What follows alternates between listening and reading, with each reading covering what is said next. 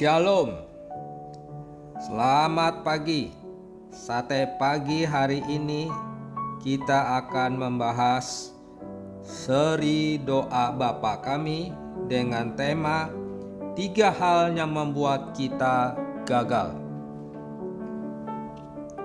Ada 3 hal yang membuat kita pasti gagal. Di sini dikatakan apa yang membuat kita pasti sukses.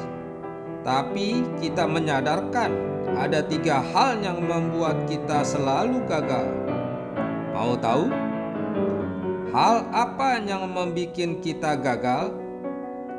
Kerjakan segala sesuatu hanya untuk uang. Kita pasti gagal seumur hidup. Orang yang hanya mau uang pasti lupa aspek-aspek lain yang lebih penting dari uang. Untuk uang, kita bisa menjual kawan kita. Untuk uang, kita bisa menipu.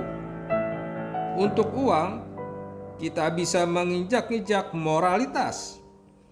Untuk uang, kita bisa melupakan iman kita. Kita pasti gagal. Gagal di hadapan Tuhan.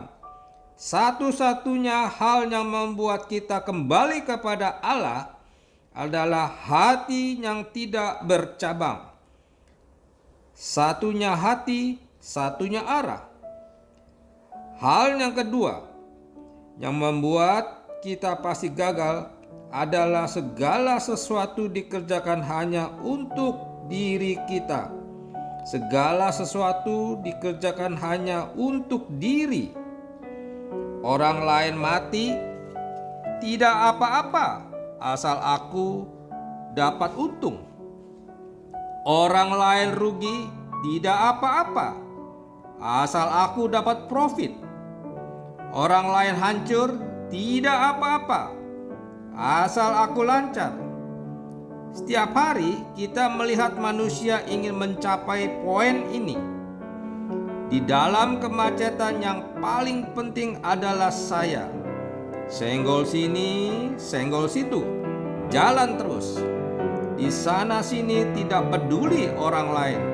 Hanya pikir diri sendiri.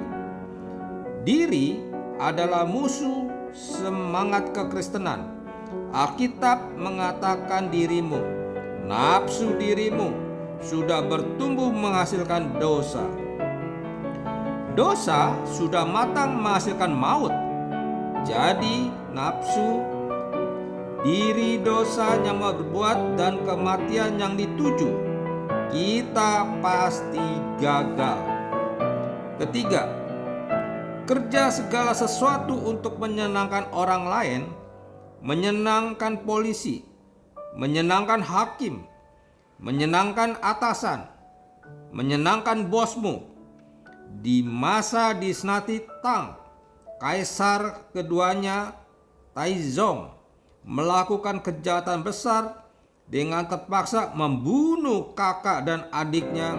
Selanjutnya memaksa ayahnya turun tahta supaya dia menjadi kaisar. Apakah itu suatu hal yang diharuskan ada atau tidak? Kita tidak tahu.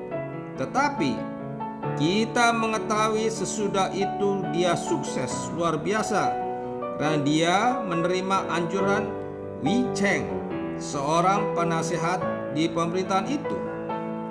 Wei Cheng tidak peduli ketika kaisar salah, harus bertobat.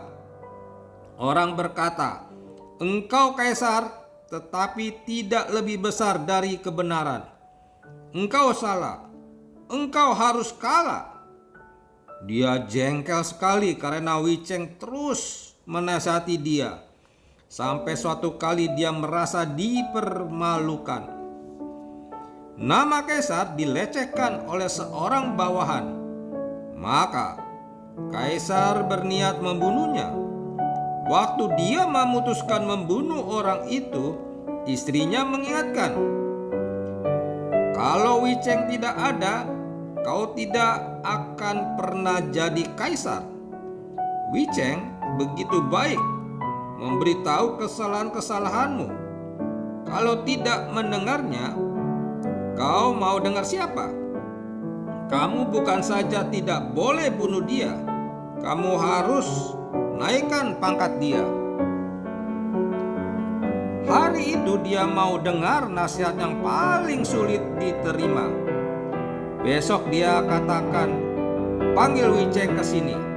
Saya akan mengumumkan dia naik pangkat. Setelah menaikkan pangkatnya, semua tepuk tangan.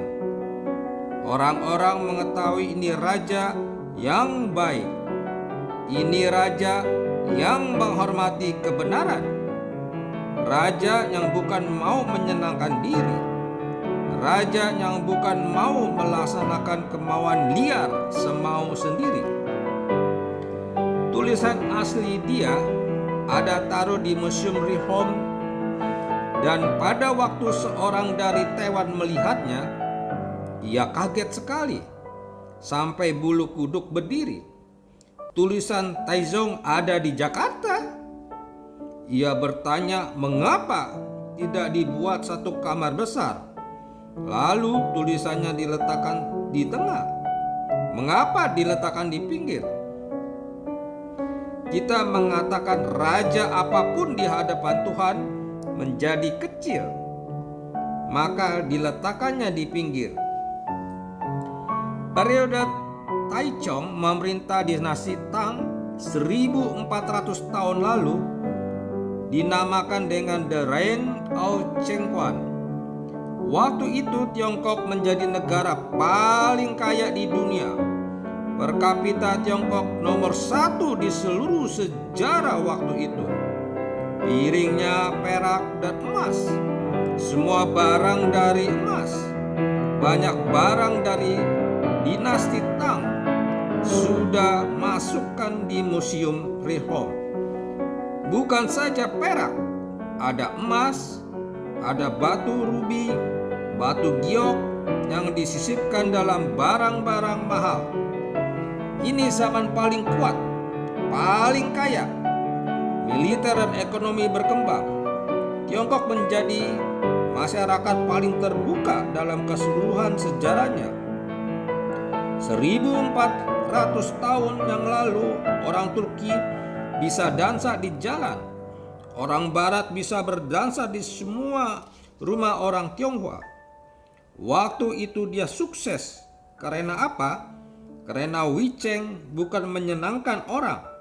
Biar Tuhan memberikan kekuatan kepada kita agar jangan main-main. Karena kita hanya mau menyenangkan Tuhan, maka Tuhan pasti memberkati. Mari kita berdoa. Bapa Surgawi, kami bersyukur dapat menambah wawasan baru lagi tentang doa Bapa kami. Kami harus belajar akan kebenaran Tuhan. Amin.